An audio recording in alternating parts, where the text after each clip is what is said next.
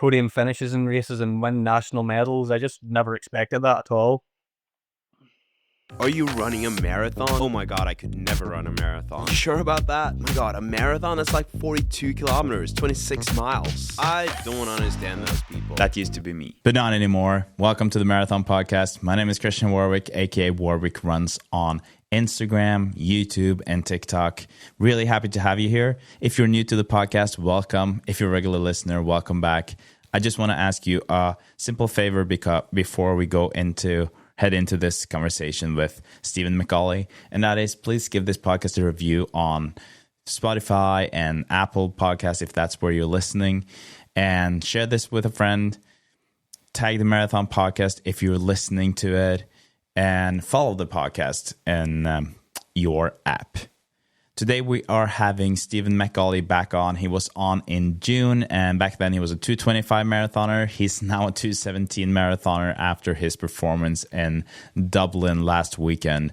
Really excited for him to chat about his progress, his journey, the way he's running, the way he is training. I kind of coined the method, the Stephen McAuley method, just because it's pretty unique for running. He has a very non-complicated approach to running, and I think that is just really, really cool. I find it very interesting and inspiring to hear, and there were some very important clarifications that he came with in terms of his running, things that I kind of misunderstood when we talked last. So really happy to have him back on, and I think that he is going to be one of the big names in running going forward. He went from a 3:19 marathon 3 years ago to a 2:17 marathon this last weekend. And it's just very, very impressive and very inspiring. And if that doesn't motivate you to get out there and run, regardless of your background, I don't know what would. So thank you to Stephen for coming on. There was a storm in Ireland, so we didn't really get any video recording. So there's just going to be audio. And I hope that the audio for the first 25, 30 minutes is okay. We had to stop the recording and restart it again because of the internet connection issues because of that storm. So I think that it should be good. At least the last hour of it is good.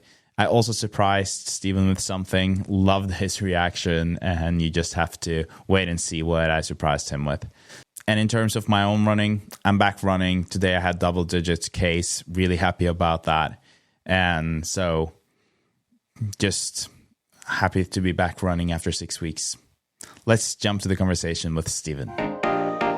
So, Stephen, welcome back to the Marathon Podcast. Last time you were here, you were a 2:25 marathoner. That's just a few months ago, and now you're a 2:17 marathoner.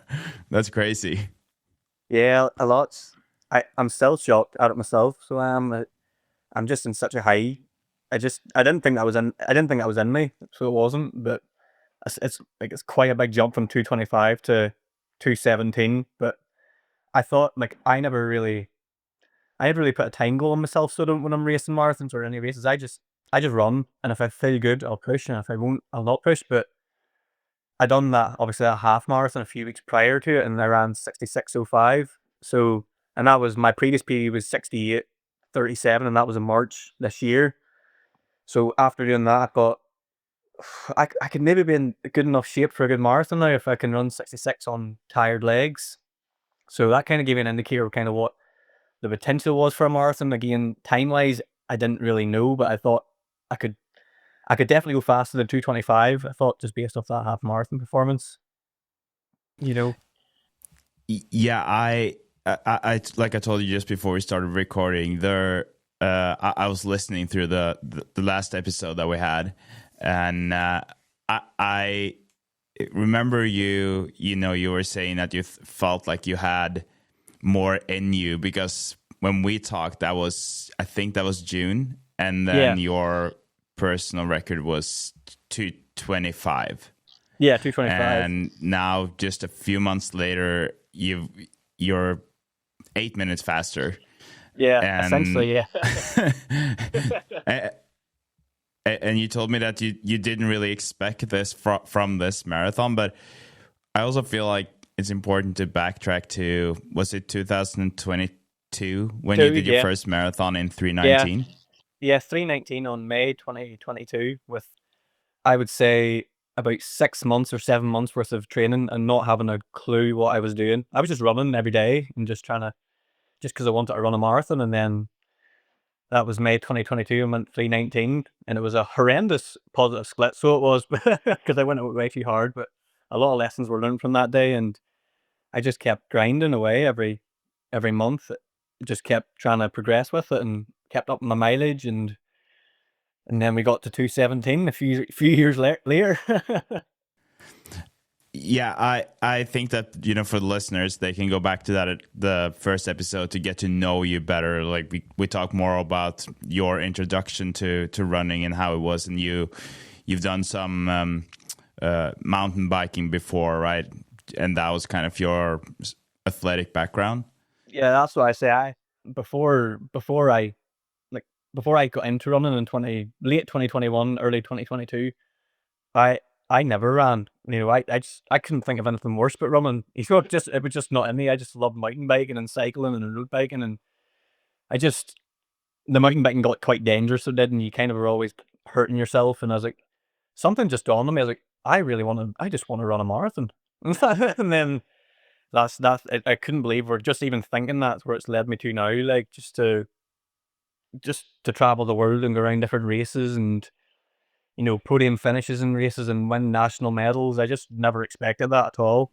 No, I remember you said something about that it would be fun to kind of shave off a full hour from that first marathon, and now you have shaved off more than an hour.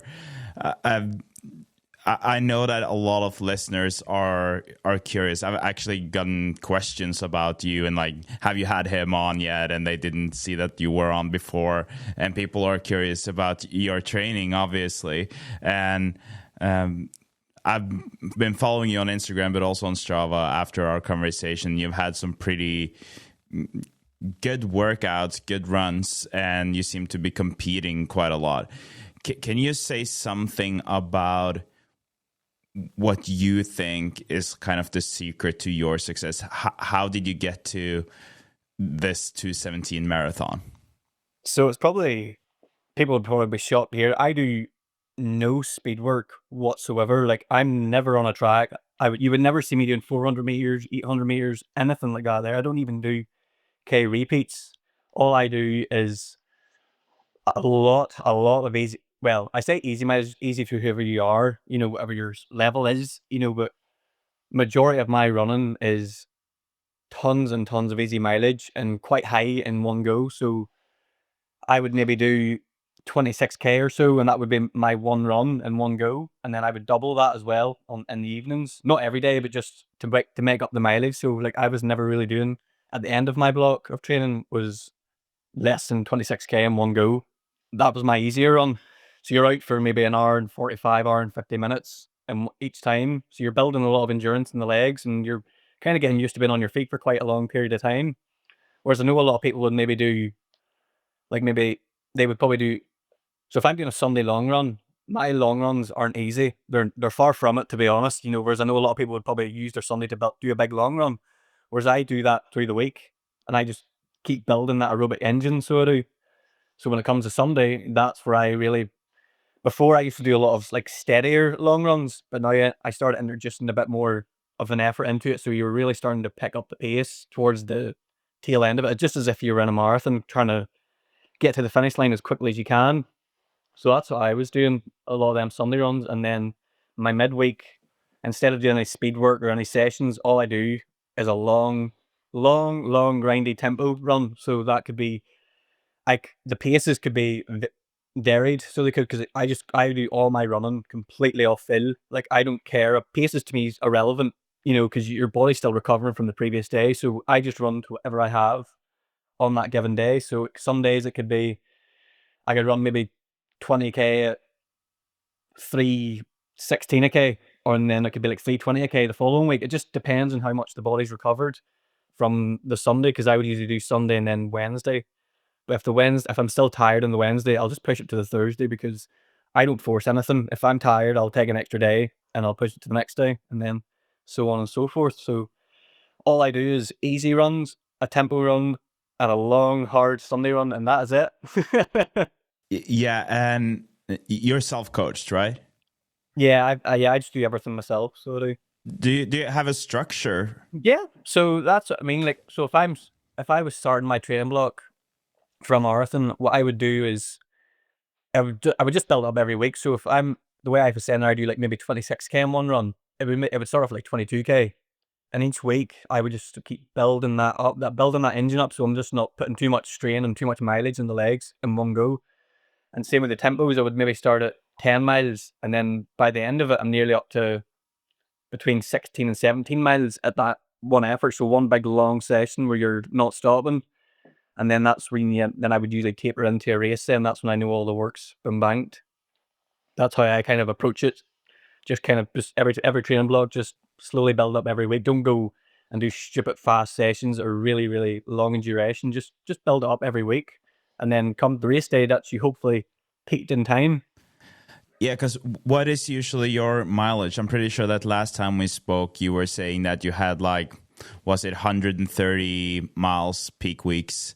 What has that been like now for this block? Yeah, it was kind of similar. I kind of sat around 125 to 130 miles every week, so I did. That's kind of just where I sat around, and just it just seemed to work for me because I didn't like there was days I was tired, so I was maybe not doing as much mileage because I didn't want to put too much strain on the body because when you're up to nearly 125, 130 miles a week, you really have to kind of watch yourself. You're not really trying to burn yourself out as well. So I just found that mileage just worked for me, and it meant I was able to push still on my Wednesdays and keep getting faster every Wednesday or Thursday, whatever day I decided to do it. And same with Sunday, like that mileage just worked with I was for my Sunday long runs. So, but I think in the future I'll maybe start to push that up a little bit more. Maybe just see how it feels, see how the body reacts to the more mileage, and if it's a bit too aggressive, then I'll just tone it back again, and then just keep maybe getting faster in my sessions rather than putting the weekly mileage up. That's another way I'd probably try and approach it. Because there was one thing that I was thinking about this morning on my run was that since you kind of started running just 3 years ago, you're up at 130 miles, you're a 217 marathoner. You know, like a lot of us, we would say that the hardest or the biggest challenge of this would be to get to that mileage. Do you think that you're built differently, or do you think that you've been really smart about the way you got to that mileage? See, I didn't just go to 130 miles just like the click of a finger. Like when I started running, it could have been maybe around 50 or 60 miles a week. And just as the months kept progressing and years progressing, I just kept building that up and building that up. And like when I done Copenhagen Marathon last May, where I ran 230, my highest mileage week there was 100 miles. So after that, I just started just slowly building it up and building it up. So it wasn't going from 100 miles a week to 130. It was a slow process of just every week, just adding little bits on, even if it's a few mile a week. You know, that adds up, so it doesn't just get to time on your legs. So that's kind of just how I got up to my mileage. There was no drastic increase from like 60 miles a week to 130. I would never, ever say for anybody to do that. That's just an injury waiting to happen. You just have to be super sensible and really in tune with your body. Like if you're struggling in easy runs and you're struggling in hard sessions, you have to tone the mileage back. So you do, because your body's just not adapted to it. Well, that's what I think anyway. Whereas now my body's, I think, pretty well used to the 125, 100, between that and 130 miles every week. So I'm tempted now to maybe push that a little bit more, but I'll have to really be smart about it, because at the minute I've got from 319 to 217 with that kind of mileage, and so it's kind of like, do I do more mileage, or do I just increase the intensity of my workouts? It's a hard no. I'll have to assess that when I come to my next block, but I'll probably start off probably at the lower end of that, like 125. I'll maybe go to like 110 or so, and then just slowly build it back up to that again. I won't just jump back into 125 or 130 miles a week after tapering for the race. I want to talk more about your training. I think that a lot of people are curious about, you know, how you got there more specifically. You did mention a little bit already, but before we do, I want to talk about the Dublin Marathon that you just did, where you ran the 2:17, but even before I ask you that, I want to ask you, what does this mean for you? Like, how does this change the way you look at running and your ambitions as a runner? Because if I was, in your shoes, I would probably be very stoked and be like, okay, now I'm gonna go pro at some point. As I say, there's such a big difference from 2:25 to 2:17, and when I ran the 2:17, I actually cried at the finish line because I just couldn't believe it happened. I just cried, and then now after that race, after I kind of soaked it all in, I'm still on a high. By the way, it's only been a week, and I'm still ecstatic about it. But from running 2:17 to the other runners in this country in Ireland, like, it's not a massive gap now between me and probably the pro runners. As in, like, a lot of the high level Irish athletes would probably be running 2:11, 2:10, and even to say that that's something I would maybe like to try and get towards is absolutely crazy. I can't even imagine trying to run a 2:10 marathon, but from running 2:17, it's like, if I can knock 8 minutes off in 4 months, like, anything could be possible. That's the way I'm looking at it. And with Dublin, like, it's the first time I've ever negative split a marathon in my life. Like, I went through halfway in 69:03, and then the second half was 68:28. And that was my half marathon PB in March this year in the second half of that marathon. So it was. But I just think, like, when I ran the 2:25, I was just like, yeah, I ran 2:25, whereas 2:17 now is like, I wonder if pro's an option. I wonder if I could get myself to that position where I could become a pro athlete. Like, could, like, to knock another maybe 7 or so minutes off that marathon is obviously going to be super, super, super tough. But I feel like I'm how do I word this? I'm quite headstrong. Like, I don't mind grinding out sessions. Like, I embrace the pain, so I do. I don't mind getting into sore places and hurting, so I don't. So and the pro would is in my mind now. So is I wonder if I become one of, like, the Irish pro athletes in the marathon. Like, if I could get to maybe, I don't know, like a Commonwealth Games or something like that along them lines, would be nice. Just, or even get an Ireland vest for a marathon. That would be the pinnacle of my career. Just to wear the country vest. So it would, and be along the top with the top Irish athletes. Like, I would feel like imposter syndrome being along with all them people, but because I've only been at it for such a short period of time, and they probably been doing it all their lives. But I don't know. I think that would be a goal for me, is just to be up there with the top Irish athletes now, I think. Yeah, and I mean, you are already proving that you are at least one of the fastest in Ireland, right? And I do get what you mean about there's still a little bit of a gap there. But last time we spoke, I don't even know if I really asked you, because as of right now, you're not a full-time athlete, right? No, I do. I work 40 hours a week, so I'm doing all this with having a job, so it's not as easy as, like, I'm not living a pro athlete life, I'm trying to do it all in my own time, which isn't easy for anybody. We're all trying to get our miles in and trying to train for marathons whilst working. So maybe, if I got to a pro, that would be nice, to have that kind of luxury of not having to grind out 40 hours a week in work and trying to fit in training, around 12, 13 hours of training every week. But it's just a process that we have to deal with, in the short term. But did you ever expect yourself to find yourself in this situation?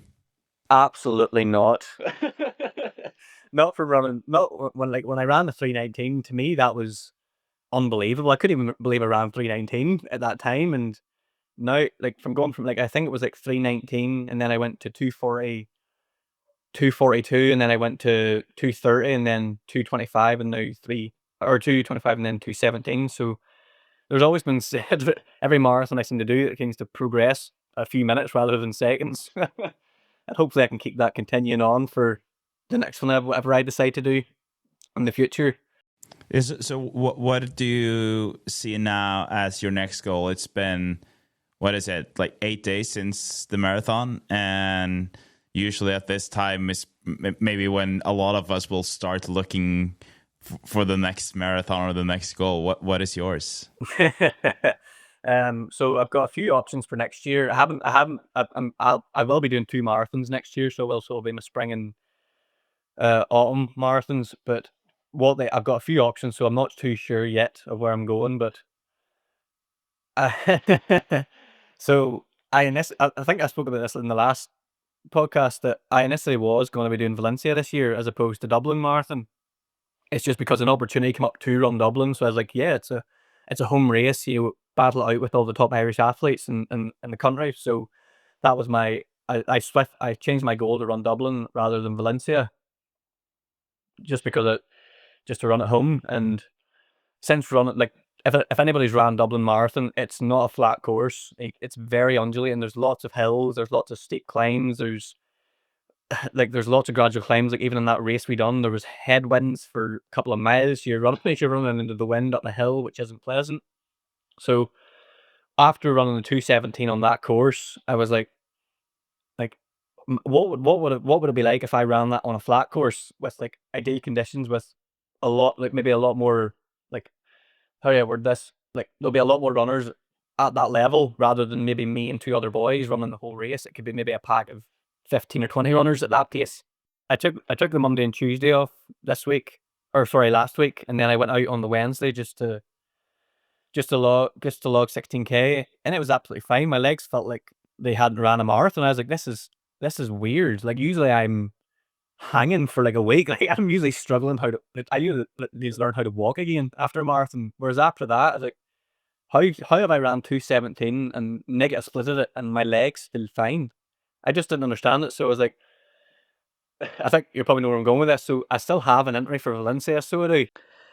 Valencia is still on my mind. So it is, just because of how good I feel after the Dublin Marathon. But I know it's risky business running two marathons. Like, sorry, two full send marathons within like 5 weeks of each other. It's probably if I had a coach and I was to say to a coach, I'm going to run two marathons, they'd probably look at me very weird. But I'm very in tune with my own body, so I am. So I feel like I I feel like I have. That's what I say. I feel like I haven't ran a marathon. It's weird. Like, my legs feel fine. Like, I'm already back to normal running, as if I was just doing my daily miles. So the fitness is obviously, you're not going to lose the fitness from Dublin within 8 days. So what I was thinking was, if I did decide to do Valencia, I'll just maintain what I already have and just get after it and see what could happen on that day. But I'll assess that over the next couple of weeks and see, to make sure the body feels okay. And if I do decide to do it, then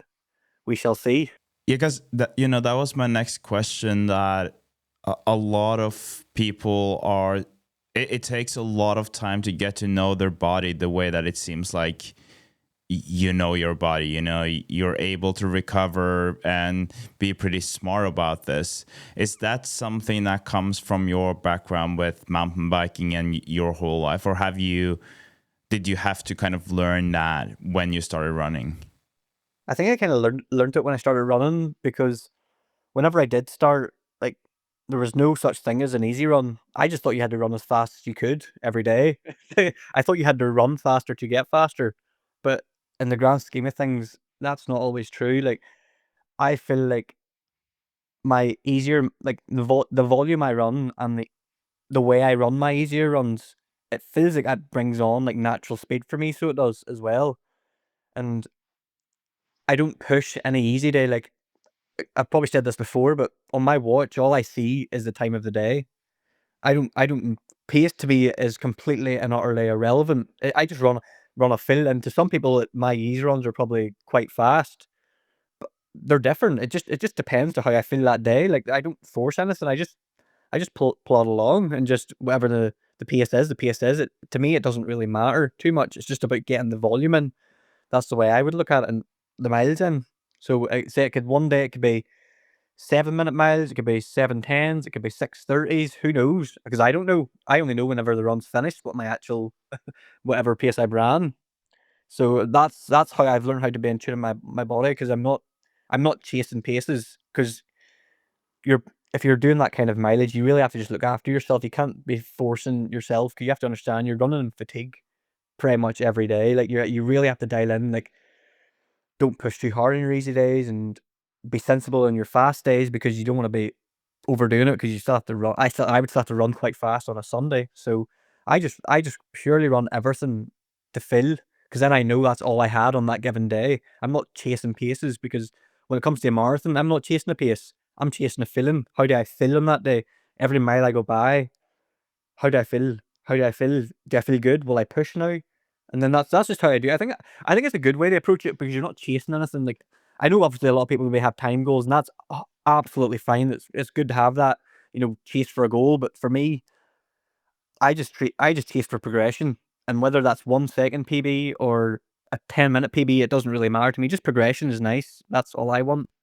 Yeah, and I remember you saying that in the last conversation, and I thought that was such a healthy way of looking at it. And when you're talking about the pace, that is also something that is very interesting, because I think that because running is so universal, we tend to get caught up in the pace, right? And although it doesn't sound like you're looking at pace or heart rate, it's just more the feeling that you have. And obviously, by doing that, it doesn't really matter what that pace is, because you are still probably going for, okay, today it's low intensity, today it's a bit of a harder intensity. So I'm curious about those easy runs of yours, because you obviously have those steady runs, but when you are going easy, and then it might be hard for you. I don't know, are you recording heart rate at all so you can tell after what your average heart rate was, or are you just going by feel so you can explain it more in a way of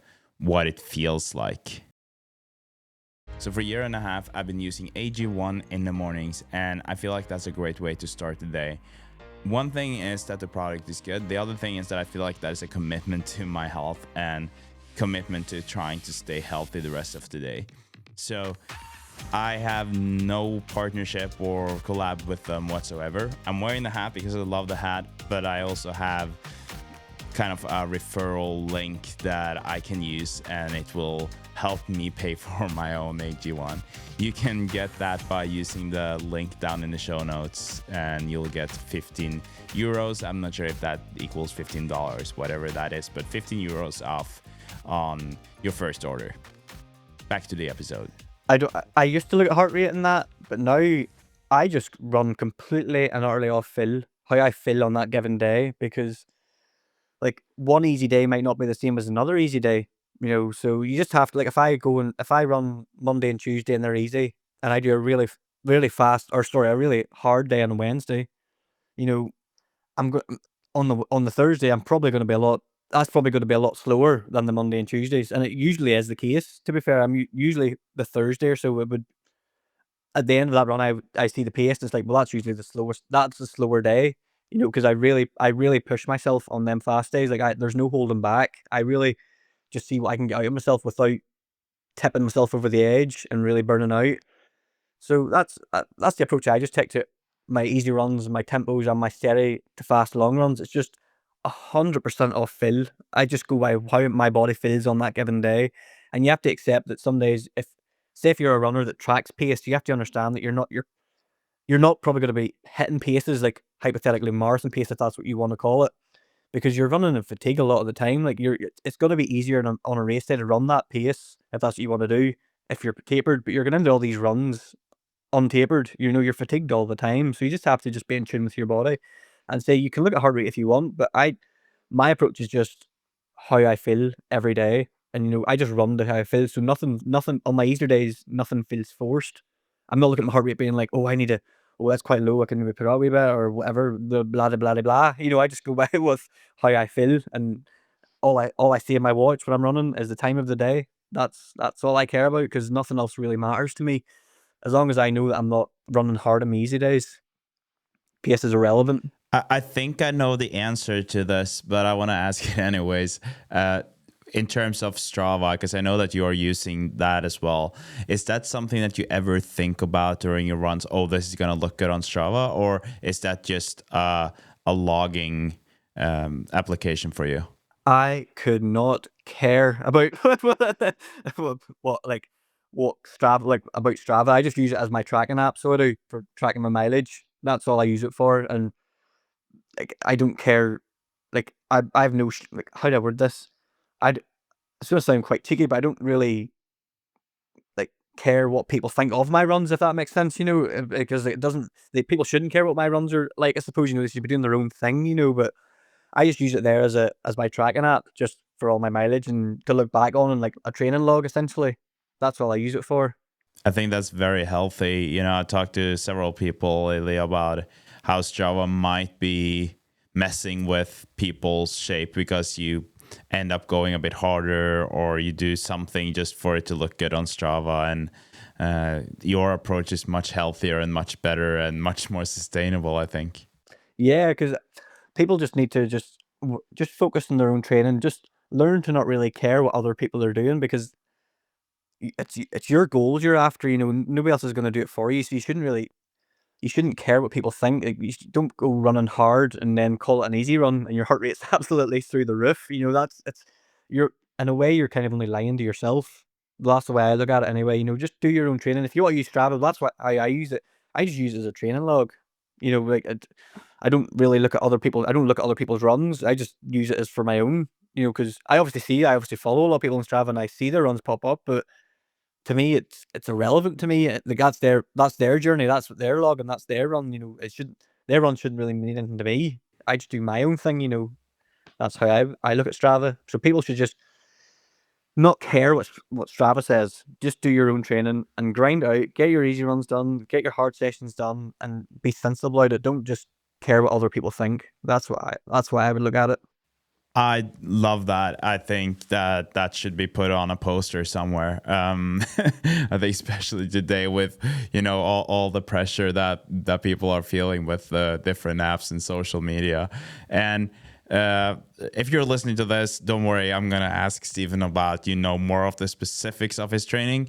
But before we do, I would love to hear, Stephen, you know, your experience and kind of a small recap of the Dublin Marathon, because I was obviously just following this on social media, and I know that, like you said, you're still on a high, and I would just love to hear your version or your summary of the race. It was it was the race of my life, to be honest. I think it's up there with the pinnacle of the races I've ever done. It's everything just went to plan. Not to plan, but everything just felt good the whole way through. Like, I've never had a race where everything felt so good. Just say when I started the race, it was myself and another couple of top level Irish athletes. So I kind of knew what they were capable of. So we kind of formed a group really quickly. So we did. And we got to around, I think it was like 10K or so, and it was probably the quickest 10K of my life. I was like, how is that? How are we even at 10K? You know, it's everyone just, and then we split half marathon, and it was 69:03, and I was in my head, I was like, I still feel so good. Usually, you know, in a half marathon, you're like, right, things start to you maybe start to question yourself a little bit, I actually remember it vividly. Before the half marathon split, we were running up a hill, like a gradual climb, and the wind was basically blowing us backwards. And I was like, "Oh, please don't let this happen for the rest of the race." But thankfully, we turned a corner after we hit the 69:03 split, and then we got to around 25K, and I was like, "I still feel good. This is not normal. Like, I have never. Usually, when I get to around 25K or so in a half or a marathon, it's like, right, I'm starting to feel a little bit of pain here." Whereas the pain just didn't come. So I was like, okay, don't get ahead of yourself. There's still a long way to go. There's still like 11 miles of running still to do. So we got to 30K, and that's when I made a really, really big decision. I was like, I kind of pulled away from the group that I was in. So I was kind of like in kind of no man's land. And I said to myself, I could probably hold this for the rest of this race. And then another thing in my head was, but what if I do go, and what if something special happens? So within that split second, I went. I was like, if I don't go, I'll never know. So it's like, nothing ventured, nothing gained. I have to go. So like, again, I went through that. I think that next 5K split was around kind of like 1550 or something like that there. At that, from 30K to 35K, and I just kept going. I was like, I think I think in halfway I was maybe in 18th place, and I passed about 8 people on that final half marathon of the race, and I was just I was like a freak train. I just kept going. I just kept going, and I was like, I have never felt this before in a marathon. And then when I got to like around 22, 23 mile, I heard people in the crowd saying, he's sprinting, he's sprinting. I was like, and it literally felt like I was sprinting. The only point of that race where I actually started to really fatigue was literally the last mile. I think that was one of my slowest miles, was that last mile, just because I was like, it just kind of probably caught up with me. That 30k to 35k split probably caught up with me. But at that point, I was already home. You know, I was like, I could, and I looked down at my watch at that point. I seen I was averaging around like, I think it was like 5:14 a mile or something like that there. So I'm not sure that is in K's, maybe like 3:13. I don't know. I'm not too sure what the K split is, but I looked at that and I was like, I don't even know what time I'm going to finish. I didn't even look at the time on the watch. I just seen the average pace and I was like, what time am I even going to run here? And then Wow. I came around the finishing straight and I seen 2:17. I was like, I nearly broke down. I was like, what's actually happening right now? Like, to go from a 2:25, which is I didn't think I didn't think it was gonna be that massive of a jump from 2:25 to 2:17. And I got over the finish line and I literally went down on my hands and knees and just cried. I I was just so shell shocked. I was like, what has just happened right now? Like, what what has happened? And I had like that whole part to myself because I think the person that was behind me was, maybe, like, 2 minutes behind me or something like that there, so I had, like, just that whole it felt so nice, just all the crowds to myself, so it was just it was sensational, and I finished the race, and I got my medal, and I got my bag, and I just I was just smiling from ear to ear for hours after it, and that was just my experience of the Dublin Marathon. It was just one of the best experiences I've ever went through in a race. Yeah, it's amazing to hear. And when you're talking about it, I kind of get this feeling that obviously I hope that I will feel that way at some point, and I hope that all runners will be able to feel that, regardless of it being 2:17, but just that feeling that you're explaining. And now, what I also love about the way you are explaining this is that you're only talking about yourself, right? Like, you're talking about your race, you're talking about how you felt, but you also placed pretty well, right? Yeah, so again, I didn't actually know what position I was in at the time of the race. I just knew that I was on that last half. I passed around 8 people, which I didn't know what position I was in, and I ended up in, I think, 10th place overall out of like 22,000. And I was like, How? How did that even happen?" And then I think I was the fourth Irish athlete in the national race. So that was just to be up along with like them other top athletes, to not be far away from them. I think the third place was like 2:12 and I was 2:17, so there's still a fair amount of gap, but to even be the only one behind them of the whole country is just, I couldn't believe it when I seen that. When I checked the results and seen that I finished fourth in the Irish standings, I was like, what is happening right now? I'm in dreamland. Yeah, and the attention after, I assume that people are a bit curious because, like we've already established, you're not kind of an established fast runner even in Ireland, right? You had a 2:25 marathon, and that is fast, but there are a lot of people who can run a 2:25 marathon, but when you get to 2:17, you're a very different runner. And I would just assume that people in that, like when you finish and you do a 2:17 marathon, that more people will be curious or come up to you and ask you who you are. Yeah, like it has happened. Like s- so many people has been messaging me, and which is so lovely and so kind, like saying congratulations. And these are people that I don't even know who they are. It's quite overwhelming, to be honest. And even after the race, so many people were just coming up to me saying congratulations, how'd you do? And it's like, and I don't know who these people are. I was just so overwhelmed because I've never had that kind of like attention in a race or after a race, like the kind, even on Instagram, so many people just messaging me saying like, that's amazing, that's brilliant, that's congratulations. It's just so nice. And I just can't believe like how nice people actually are, like towards me. Just in my head, it's just like I've just ran a race. It's just a race. I've just ran a marathon, but it's quite overwhelming. So it is just how much people are so kind and so lovely towards the whole experience I had. And I'll always will, and if anybody ever asks me about my journey, I'll always share it with them so well, or if they ever ask me about a race, I'll go into detail. I'll go into quite vivid detail with them. We're definitely gonna go into or get into the Stephen McAuley method that I'm coining as a term right now, because we did compare it to Jake Barraglaw and ran to Japan, but I still feel like you have a bit of a different approach to it. So I'm curious to hear more about it. But last question on the race and after, did you get any, or have you heard anything from any shoe brands or anything like that after that, or has it been just people reaching out? Yeah, it's just been people reaching out. So it has. To be honest, I'm not really too bothered about the shoe brands and all that kind of stuff. I just focus on my running, and that's all I really care about.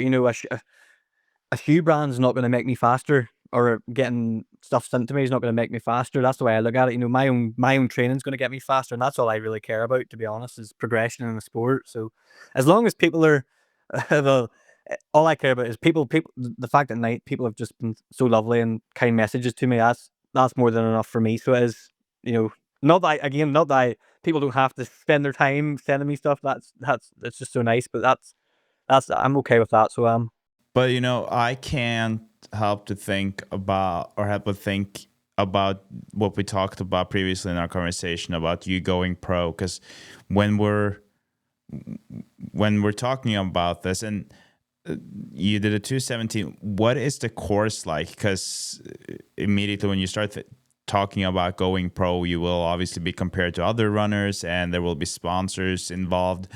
The Dublin Marathon, both in terms of just to say something about the level you're at, but also for other people considering going to Dublin for the marathon. What is that course like? Is it normally a very fast course, or is it a hard one? it's not fast. I personally, for me, I don't think it's a fast course. So it's not, because there's lots of undulating climbs and there's lots of gradual climbs in it. There is, you do have your fair amount of downhills as well in the course, but it's a course hard to get a rhythm in. I think, it's not like your Valencias or your Berlins where you can just be fairly consistent the whole time. You're not really having to worry about, there's or even Boston, there's a Boston hill, or a Heartbreak Hill coming up. You don't have to worry about that real, whereas in Dublin, there's just so many little undulating climbs, and there's a lot of stuff you have to navigate around. Like, you have to be very sensible with how much effort you're putting out at certain points of the course, because with the climbs. So that's why I think there's more in my tank.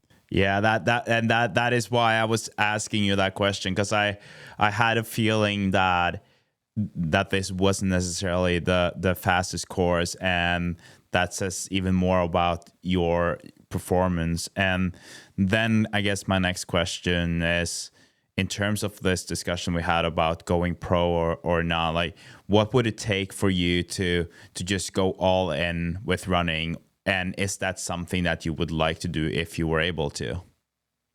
Oh, 100%. If the opportunity to become pro was on the table, I would grab it with both hands. So I would, but I say there's still a gap for me to close, I think, between the top athletes in this country anyway. Like, obviously your pros are probably around the 2:10 mark, and I'm still 7 minutes off that, essentially, and it's not easy to find 7 minutes in a marathon. So it's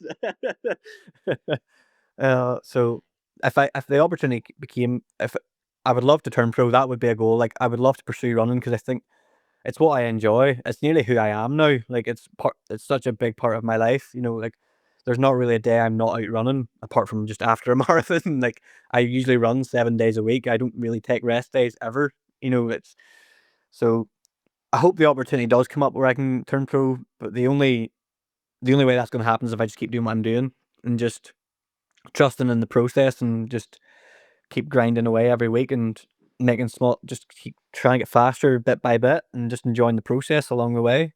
Yeah, no, I think you're right, and I think that is also the best way to approach it.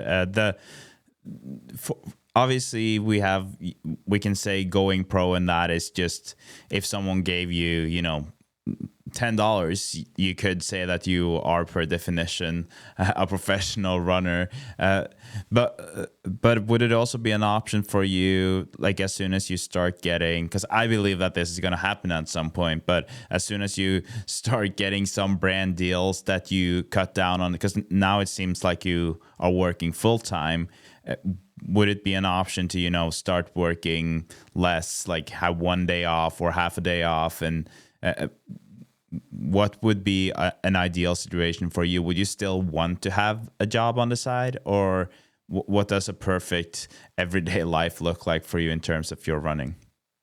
No, I think I would still like to do my I think I would still like to work. So I would, because obviously, I, like, I'm not a young runner either. I'm 31, so and I started quite, like, I started when I was, what, 27, 20, like, I started quite late in the running scene, so my career was probably going to be a lot shorter than other people's, so I always think long term, as in, I would love to turn pro, but what's going to happen after, I'm not as, or I can't get any quicker again. I still have to I still have to, like, survive, essentially, so I do. So I think it's hard. As of now, I'm not sure how I would really approach that, because I think it's because I'm not there yet, so I don't have to worry about it. That's probably what my way of thinking is. I think I'll deal with that situation if it's ever on the table, and then I'll assess it then. But for now, I'll just work my 40 hours a week, and I'll just keep trying to get faster in between until that opportunity arises. Yeah, the reason why I'm asking you, Stephen, is that I don't know if you've seen, but I've launched this thing called the Marathon Podcast Sponsorship, and that is not a sponsorship that will in any way make you a professional runner full time, but I would love to support you, and that is a one-time payment that I will give you, and hopefully that can help you out with a training camp, whatever that is, depending on where you want to go and how fancy of a training camp you want, obviously, but at least it will be a contribution to that. We can talk more about the details after, but if you say yes, I would love to have you as one of the athletes that I sponsor. So I don't know if you've had any sponsorships before as a runner, but if not, this is at least an offer to get your first one. Oh my goodness, I I didn't see that coming. No, I'm a big fan of yours. First of all, as a human being, totally regardless of your running, but I also I like to support dreams, and I like to support the people who are inspiring me, and you are definitely one of them. So I'm happy to sponsor you. Oh my goodness, thank you so much. I've never had a sponsor before. Well, congratulations. This is your first one. Like I said, it's not huge. It's hopefully enough for to get you through a training camp, a month's rent, whatever the rent is. But it's big enough for people to appreciate it, and not big enough to go full time. But yeah, happy to do that, and happy to support you a little bit on your way to becoming a pro, because I'm sure that's just around the corner. Oh my goodness, thank you so much. That is so kind. No, you deserve it. Oh my goodness. Oh, that's quite overwhelming. You just never think stuff like this is going to happen when you just kind of just do your own thing and running. Exactly. No, I think that you definitely deserve it, and you're the kind of person that I would love to support too. And I think a lot of people are wondering how that sponsorship works, and why I'm choosing the ones I'm choosing or picking, and with you, it's definitely the way that you've been. One thing is on the podcast, but you and I have been in touch on Instagram between, and I appreciate that, and I also think that more people should discover you. And I hope that this also could work as a motivation to, if there are listeners here who are in a position where they can sponsor, that you would be a great person to sponsor. And yeah, well, we'll see. Anyways, that is a little surprise in the episode for you and for everyone. I am happy to sponsor you, Stephen. Oh my goodness, thank you so much. You really have no need. I'm kind of lost for words a wee bit. So Yeah, well, I'm gonna make it easier for you because I'm gonna ask you about your training, and I assume that you have more words about that one. We touched on your training. You know, the how you're going by feel. Like I said, I love that. I think that when you're as to like in tune with your body as you are, then that works well. Obviously, I think that to a lot of people, going by feel can be difficult because they don't really yeah, know yeah. what they're gonna look for. But if we were to go through, and I think we did this in the last episode too, but now that you are, it could be that there are changes, could be that things are very much the same. I would love for you to kind of take us through a normal training week, but also kind of explain why you are doing the things you're doing. And you did mention that you don't really have speed work at all. And that is something that I find very interesting because that kind of proves that you don't really need to have speed work to get faster because you are also faster now, right? Like your 5K is probably faster, your 10K is faster, and you haven't done speed work. So I'm curious to hear more about that. Yeah, so if anybody ever sees my training, it probably looks very basic and very simple. There's no, I classify it as fancy stuff or whatever you would see. Like I don't do K reps, I don't do 2K reps, I don't do anything like that there. I don't All I do is 5 days of easy running, one tempo run and one steady long run. That's how I approach it. And I think I think I got into that just because I wanted the simplicity of the training. I didn't want to be overcomplicating anything because obviously I'm self-coached. So I, I was trying to think what could be the best way I could train and build fitness. So I adapted this where I was like, right, I'll do one fast. Excuse me. I'll do one fast session in the week, and I'll really give it everything, and then I'll spend the rest of the time recovering. And then when I get to my Sunday run, I should be well recovered for that. I'd say a lot of people maybe take their Sunday runs different. For me, I use my Sunday run as a tool for gaining fitness. So I do. So most of my week, like I said, I'm maybe running 25 to 26K in one go. So that's probably around 16 miles. That's what I would run in one run. So essentially that's probably a long run to a lot of people. So I was like, when it comes to Sunday, I don't need to do that again. Why not use that Sunday run as a tool for me building fitness? Every Sunday run, that was a marathon to me, is the way my mind was like, this is a marathon. So you're obviously not going to run at marathon effort because you'll blow up very early. So I always done my Sunday runs starting off fairly steady, and I just progressed into it. And just by the end of it, my last usually 5K was the fastest of that Sunday run because I usually pick it up at the end because that to me that's a marathon. You want to be picking it up at the end of a marathon. You don't want to be holding on.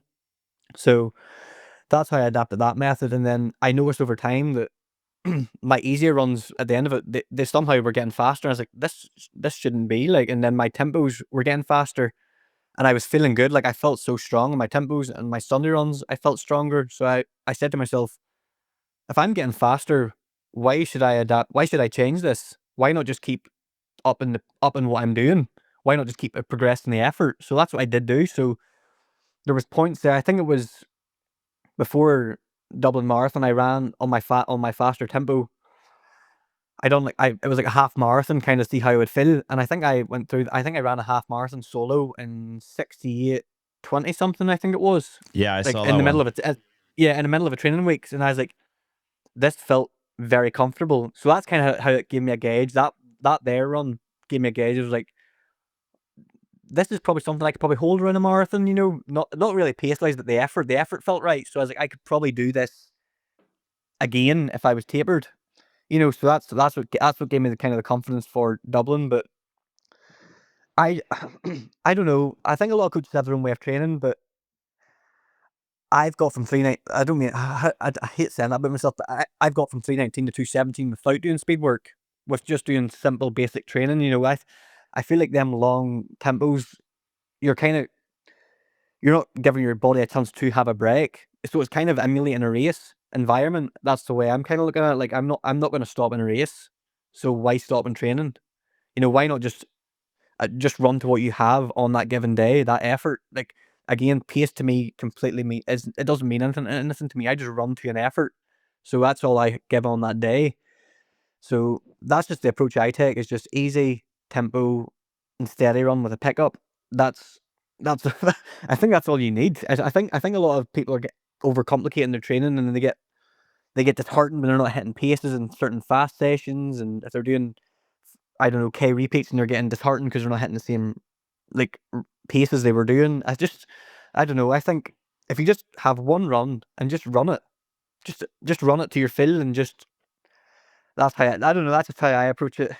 Yeah, and I love this, and I think, like you said, people might overcomplicate it. I'm sure that your athletic background from mountain biking has helped you in terms of your capacity and all of that, but the fact that you've been able to improve your speed that much doing this is something that I find very interesting, because you do hear people talking about, oh, you like now you've gotten to a certain point as a marathoner, but if you want to improve more, you have to go to the track, you have to do speed work, you have to get better at those shorter races. They talk about summer of speed, whatever that is, Yeah, I disagree. I completely disagree with that. Yeah, no, So yeah, because I want to ask you then a little bit more about that, because do you feel like there are certain sessions or workouts that you've had where you're like, oh, I can really tell that now I'm faster, and how does that happen? Because obviously, if we look at your 3:19 marathon, which is then, what is that, 4:30 average like per kilometer, and now you're at 3:15, so you are like 1 minute and 15 seconds faster per kilometer. yeah. And to a lot of people, that would be like, well, that's not possible without speed work, because 3:15 is so fast. So why Well, do here you I think am. that? Yeah, here you are. So why do you think that is? And have you had that experience of like, oh, I'm much faster today, and that just kind of came as a consequence of all of the work that you've been putting in? Yeah, so like when I do my midweek sessions, so obviously I start with a training block, or sorry, I'll start back to after Cork when I ran Cork Marathon. I got into that summer, and I was like, right, I want to see how much I can push myself through the summer, so I can. So I really started picking up the effort on my midweek run. Obviously, still to fill, but I was like, if I want to progress, I can't just stay stalemate with what I'm doing. I need to start pushing myself a little bit more in my the way I approach my tempo runs. So I come the summertime, I was starting to like pick it up towards the end of my tempo run. So nearly kind of like a small progression towards the end of it. And then over the weeks, like that, what I was finishing my progression at was what I was starting the run at. So Yeah. that's how it kind of happened. Like I just kept picking it up, and that's just the way it worked. The natural speed just kind of just came with that from the consistency of doing it every week. And I don't, I maybe I think it's maybe the high mileage as well. Maybe it's building that kind of aerobic engine. So like I can go for a longer period of time on them tempos, because I've got such a big aerobic engine from all them easier miles. But that's why how I approached the tempo was just in the summer, was just progressing it towards the end, and then next thing you know, I was running maybe 16K at like maybe 313, 314 a K. So I was by the end of it, and I was maybe finishing with that at the end of the runs at the start of summer. So it just seemed to that's how it worked for me. I was just kept trying to be consistent and progressing every week, and just don't get comfortable with one effort. Kind of put yourself into a bit of an uncomfortable position, because you're not going to get better by just being comfortable in a run. You want to start feeling that bit of pain per se, just, and then that's when you know you're right. I'm I'm feeling a bit better now, and just keep progressing that. And I done a couple of what helped with the speed, I think, in the summer was I done a couple of 10-mile races, so probably around 16K races, and I ran them at around 3:10. That was my average pace was for them races, was a 3:10 a K. So that was from just purely doing the way I was doing my tempos, was just progressing towards the end of it. And then my Sunday run was just keep doing the same, just picking it up towards the end. Yeah, because the tempo session that you're referring to that you have, because that is like, so you have, just to kind of sum up your week, is usually all easy running, then you have that one tempo session, and then you have the long run on Sunday that is steady. That tempo session or tempo workout, has that also increased in mileage, or has Oh that yes. one? Oh Yes. yeah. So Also, if at the start of the training block, that was probably around 15k, so it was, and then I got that up to about 26k by the end of my training block. That's how so every week it's just adding yeah. a little bit, maybe a mile on or a mile on, and then naturally it just kept getting faster. So it did. Like the paces just at the end of the run were just faster from doing that, So because obviously if you're training for a marathon, the way I look at it is you have to get comfortable being uncomfortable. You're not training for it to be easy. No, exactly. But You're not, how hard does that one feel? Because that is, you're saying that you're training by feel. So when you are running that one, when does it start to really suck? Like, when does it get super painful, and does it get super painful at all? Like, no, no. no. I never put myself in that position where I'm holding on. Like that's what I mean. I'm very in tune. It's weird. I nearly have like a sixth sense of I know how I'm gonna feel in a few miles time based on how I'm feeling now. That's how I kind of approach it because I don't think you should be hanging on. You're not trying to race and training, so you're trying to build fitness. You're not going to build fitness by redlining it every time. That's the way I No. look at it. So my paces to some people it could be varied. Them tempo runs, like if I'm doing say 16k tempo, it could be different the next week. To be fair, it just depends how I feel. But as long as I'm progressing the mileage of it every week, then I know my fitness is probably improving. And then it's just the way it worked out everything. But when I done that last run 3 weeks before Dublin, that their half marathon in 68:20 solo, that's what that all led up to. That was the kind of run that I was like, right, I think I know where I'm at now. That's from doing all them tempos building up. Yeah, because this is, I feel like, super important, right? Like when we talk about tempos, I think that a lot of people might think that, oh, I'm gonna go all out. Oh no, No, no, no. no. So, do you have rules for yourself in terms of those workouts? Kind of like the last one is supposed to be the fastest, or do you have kind of a feeling that you're aiming for at the end of it? Are you supposed to feel like you could go longer and that you could have pushed harder? What is your approach to that So workout? so I finish it knowing that I could run another couple of miles. That's how I approach it. I don't want to finish it being gassed because because that's just going to cause too much fatigue in my legs for the following day and probably carry on to the Sunday. So I usually finish mine knowing that I can continue on. You're still working, it's not easy. You're not running easy, so you're not, but you're still working. But if I was out for say one of my big ones was a 25k tempo, like I could probably still hold a small conversation while doing that. Is the way I would approach it. Like I don't want to be gassed. I don't want to be hanging on for dear life. At the end of it, that's not my goal. My goal is to gain fitness. So obviously, if you were trying to talk to me at the end of it, I would probably say shush because it's probably getting a little bit.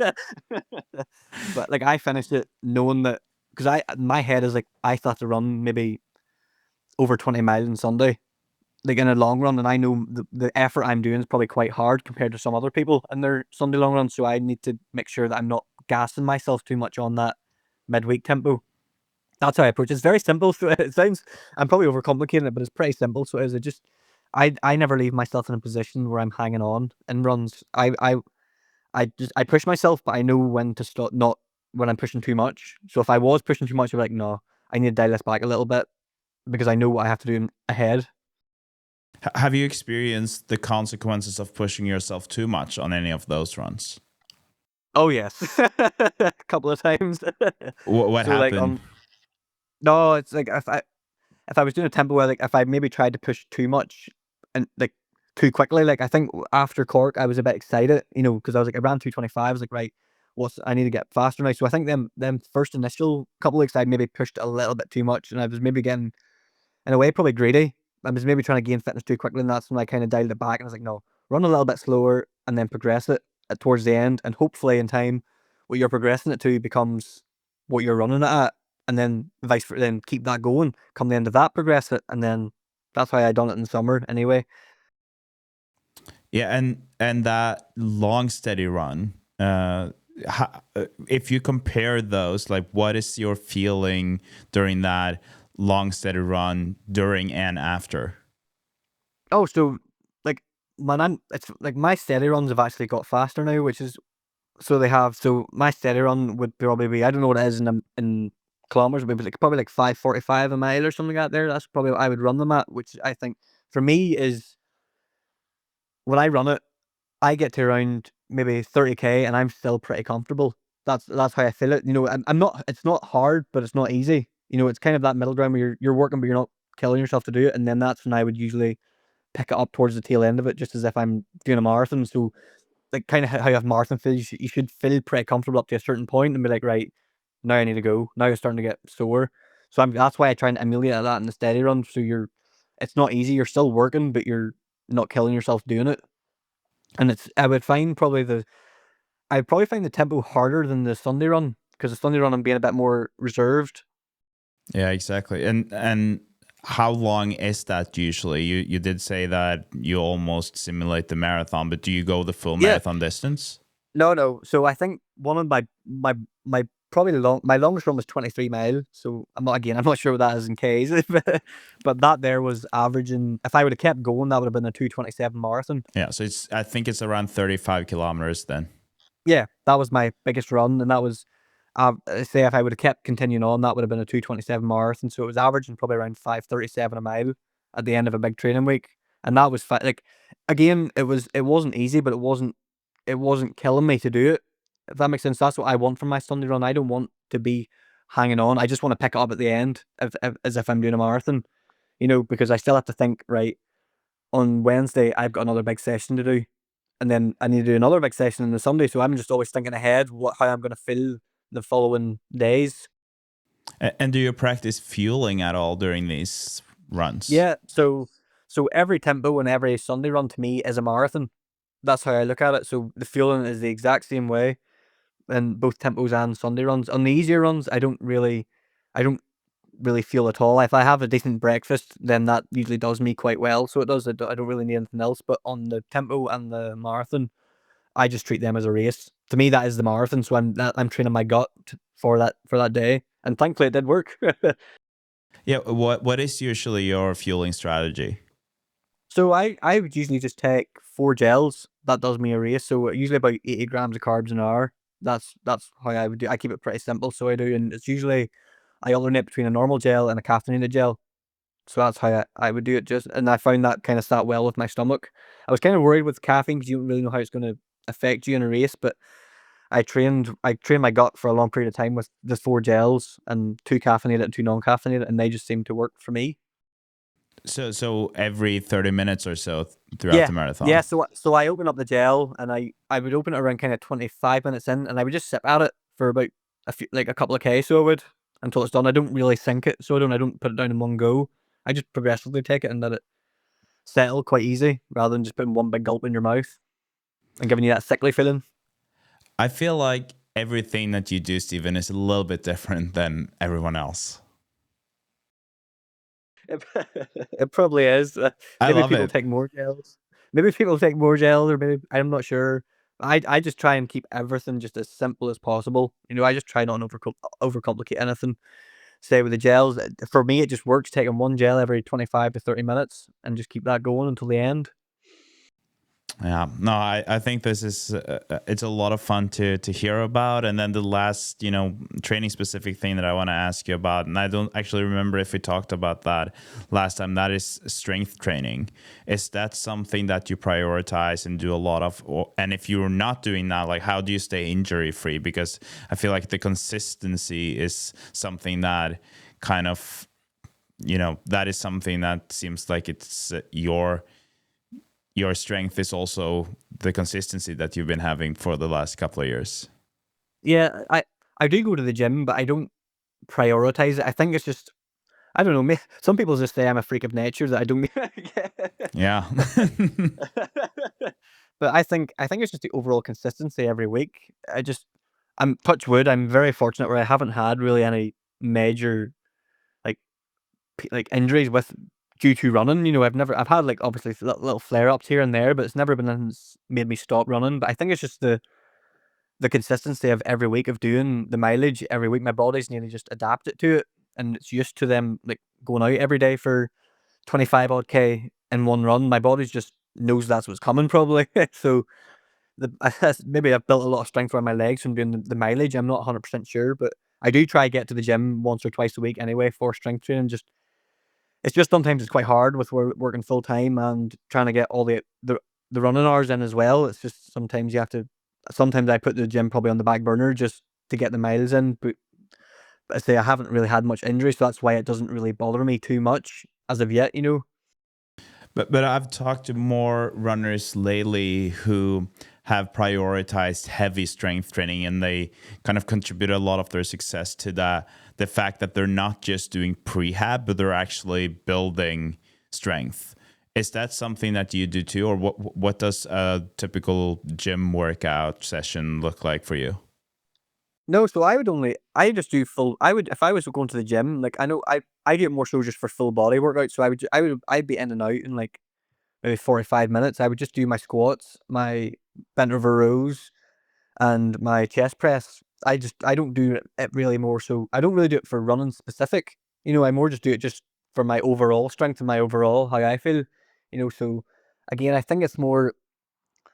I keep going back to the mileage. I think it's just how much my body's adapted to the mileage I'm doing. And the amount of strength I probably built around my legs or so from doing that has helped. Like I don't prioritize the gym for running. I do it just for my own benefit, my own health benefits.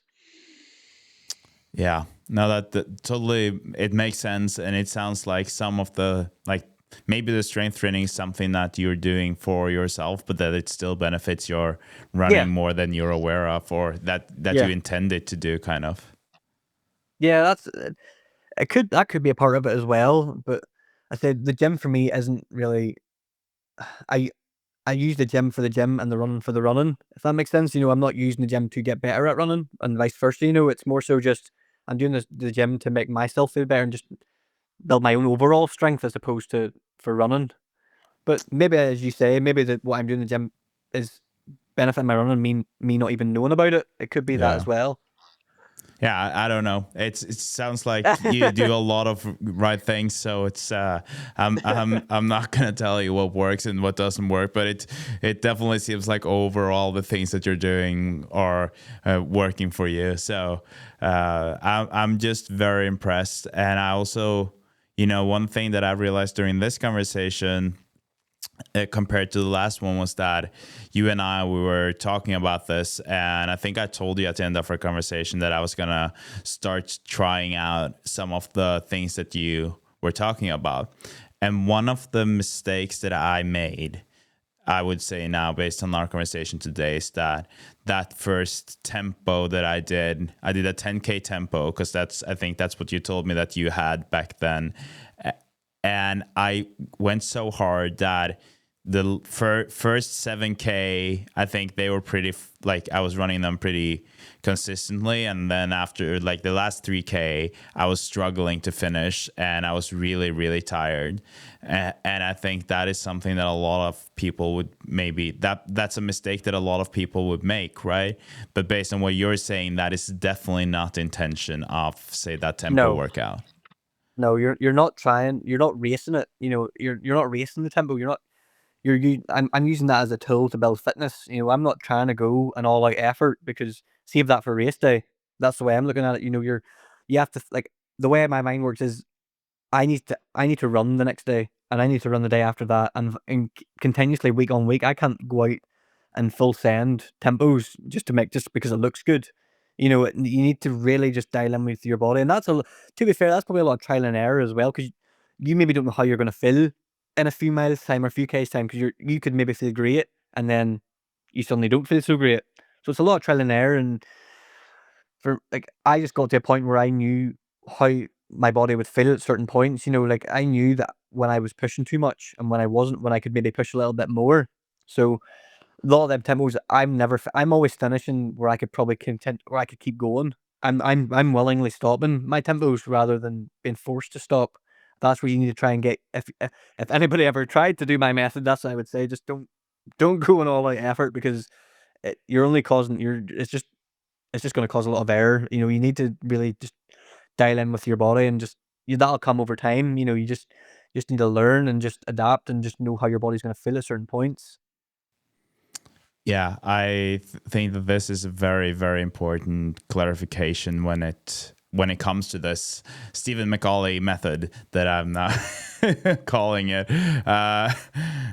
But the one thing that we haven't really talked about in your training that I saw when I was, because before our call I went through your Strava just to see, because I know that you said you'd never go to the track, and I just wanted to see, like, is that still the case? And that's definitely still the case. But one thing that I saw is that you do compete quite a lot. You had, at least like the last month or two, I saw that there were quite a lot of races in there, and I'm sure that is also intentional, right?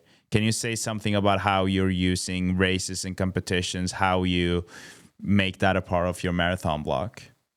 Yeah, so usually before I wouldn't have really raced as often. I just done my training, so I did. And I was like, when I decided to do, I thought racing half marathons, I think, is a good indicator of what, like, for fitness. Like, me going to run a 5K isn't going to really, I don't think it's going to benefit me in a marathon. I want to do half marathons. So I was like, if I can run, my goal was to sacrifice one of my steady long runs and run a really, really hard half marathon, on tired legs. That was the goal. The goal was to not taper into them. It was just to, well, I obviously, with a warm up and cool down, I still got a lot of volume in on them races. So I was still maybe running 17, 18 miles on a race day. So my goal was to go into them with an absolute intention of full sending it, and then give it the beans to see where the fitness is at. Not every week, but just every couple of weeks, just to see where my fitness was at.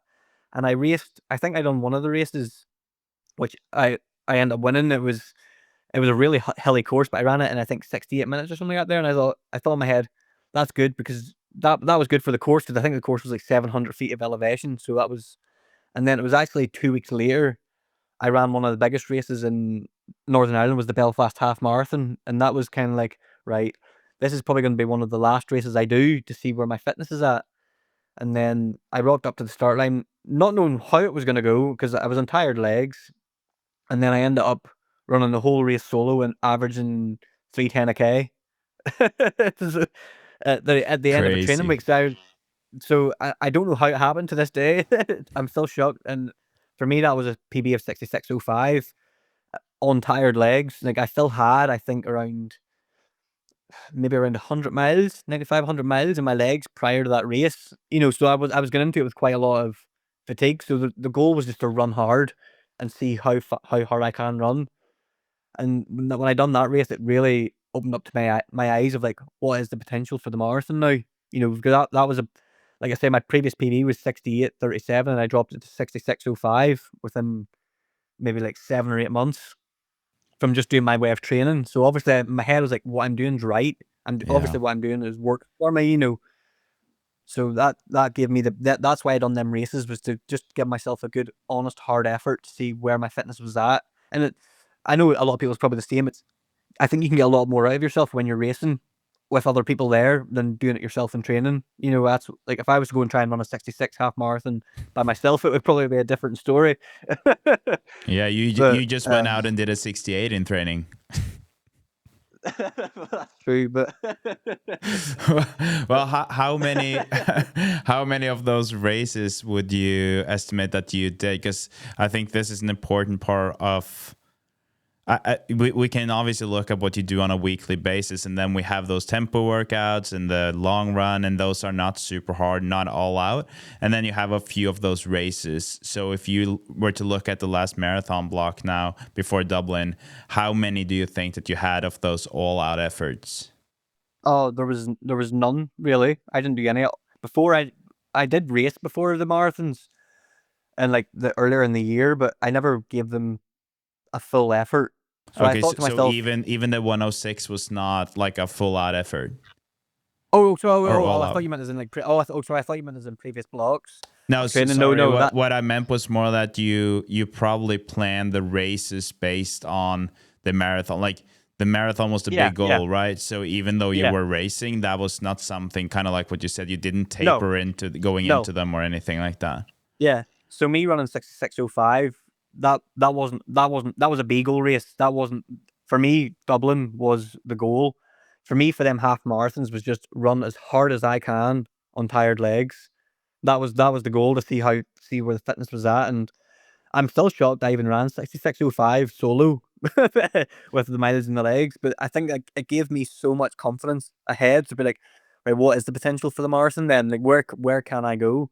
Because even when I ran the 66, I didn't even know what time I was going to finish. I was just running hard. Yeah. And then I think I done a 20-mile race. I think it was 4 weeks out. I think it was, and I averaged around, at the end of it, I think it was like 5:23 a mile. And what ended up being my marathon, I didn't know at the time, but what ended up being why I ran the marathon and was 5:14 a mile. I ran them last 5 mile of that 20-mile race at that effort.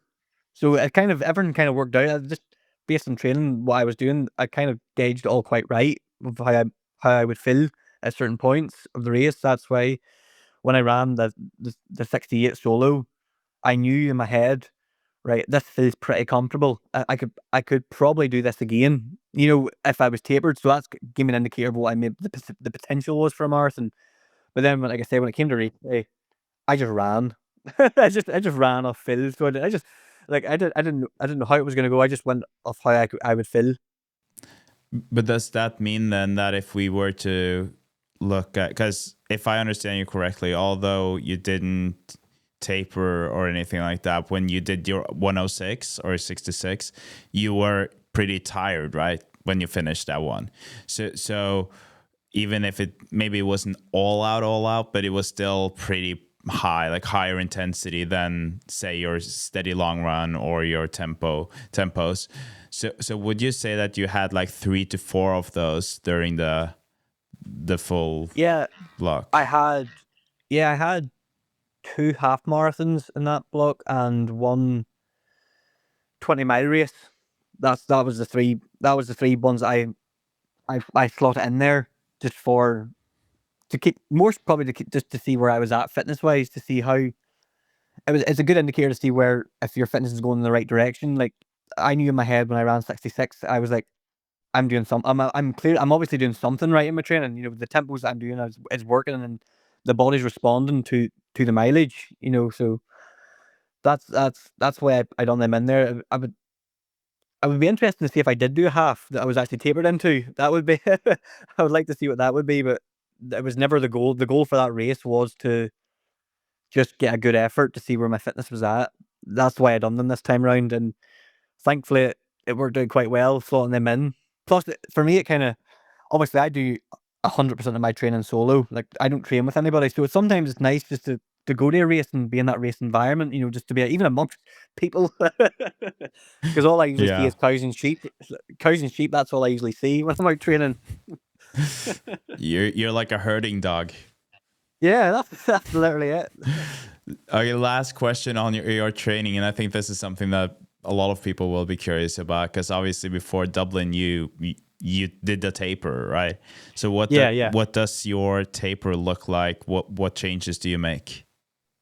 Yeah, so after I would start my taper usually around 14 days, so 2 weeks, because everything's I in my that's what I've always done. The work's banked. There's no point of going trying to chase fitness at that point. I don't think anyway. Your work's done at that point. So I would just start to drop the mileage. So I think I usually drop around 75% is what it kind of works out at. So I usually went down. I think the week before the marathon, I was around 93 mile, 94 mile. I still ran that week, but it was lower intensity, just more volume. Just I didn't really, I, I just done shorter tempo. So I did. There was not. It was more just to keep the legs kind of taking over and getting used to that effort. And then on race week, it's half. It's just 50% volume. So as at that point, it doesn't even. You probably don't even need to run at that point. It's more just to keep your head in the right place the week of the marathon. But I taper 14 days, and at that point I just don't chase fitness. I just accept that what I've done. Hopefully, I've done enough to get into the best position I can come race day. And what changes do you make to those workouts or harder sessions? So, I think what I done was, on the week before, I just done 10K, an effort, a tempo. That's all it was. It was just 10K. there was no 25k. It was just because at that point, and I only do that like it's more so just for my head. I don't think it really matters at that point because you're not going to gain anything really. It's more about at that point. It's just you're just keeping the body taking over to race day. So I just drop it down and just keep my body. I drop the overall easy mileage and I drop the overall tempo mileage, and the steady long run is non-existent at that point. And do you, we keep talking about this taper craziness or the phantom injuries that we feel or lack Yeah. of confidence. Do you have any of that? No, never. I think in my head, I never get phantom injuries, and I don't worry about ever like feeling like I need to chase fitness. I just in my head it's like when it comes to 14 days out, I'm really like, phew, it's all done. I've made it to the taper in one piece. And I just enjoy them last 2 weeks because you've spent months of training hard and fatigues and I just enjoy the taper, so I do, and just get really excited for race day because that's what it's all about. Is just getting half the battle is just getting to the start line. That's why I approach the taper. Some people probably do a shorter taper, maybe like 10 days or whatever, but at 2 weeks out, I just really just put the foot in the gas and be like, nah, I've done all my work. I need to relax and get my body into good shape now and actually get to the start line. Yeah, no, I love this. I wasn't surprised that you said that you didn't feel anything because it seems like you're not the kind of person who overthinks anything. Oh no. There's one thing that I saw you posted on your Instagram, the shoes that you were running in. I have some of them behind me here. I haven't tried them yet.